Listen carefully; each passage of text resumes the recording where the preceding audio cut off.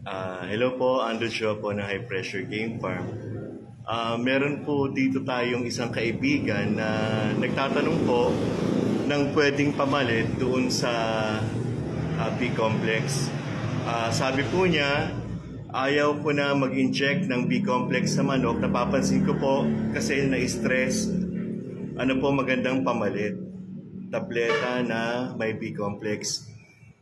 First of all po, it is important for us to know po kung ano po ba yung benepisyo ng mga binibigay po natin sa ating mga manok, mapa-vitamina, mapa-antibiotics, or yung tinatawag na suplemento.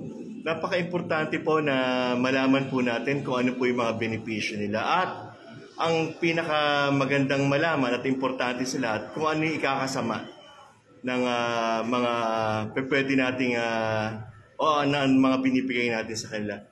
First and foremost, ang B-complex po is a kind of vitamins na nagpapaalis po ng stress. Kasi po, kinakalma po nila ang ating nerve, pinagaganda po nila yung ugat, pinagaganda yung quality ng dugo, yung muscle po natin, inaayos po nila, pinalalambot ang muscle natin. Kaya po, masabi natin na ang B-complex po ay isa po sa anti-stress. Ngayon, ang isa pong pwedeng mangyari sa ating mga alaga kapag po i-generalize na po natin na hindi lang po yung B-complex, na kapag po ang pagbibigay natin ng kung ano man yung binibigay natin, napasobra, dyan lang po mapapasama ang mga alaga natin. Kahit po sa tao, always remember po na it is always a practice that whoever takes vitamins should release it.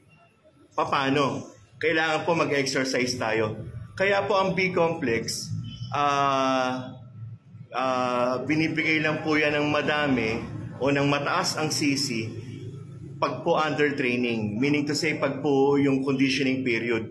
Pero pag maintenance lang po, mas maganda po na magbigay ng twice a month po ng 0.2 or 0.3. You should also know na yung pong epekto ng injectable na B-complex can last up to 21 days doon sa sistema ng ating mga manok. Kaya po nga sinasabi natin na kapag po maintenance lang, dapat po hindi madami. Kaya nga maintenance lang as I've said a while ago, 0.2 or 0.3 twice a month po. Ngayon, bakit po pag kami training, pwedeng madami, pwedeng 0.5 tapos weekly? Kasi po, na-absorb po ng katawan nila yung binibigay po natin sa kanila. Kasi po napapagod po sila, nagagamit po nila yung enerhiya na pinasok natin, nagagamit po nila. Kaya sa pamamagitan po ng pag-ehersisyo at sa pamamagitan po ng pagte-training ng ating mga alagang manok na sinasanay, na-absorb po yung binibigay natin na gamot sa kanila.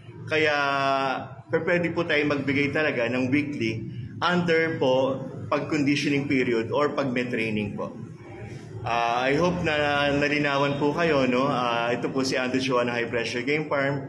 God bless us all po. Maraming salamat po at see you po sa susunod nating video.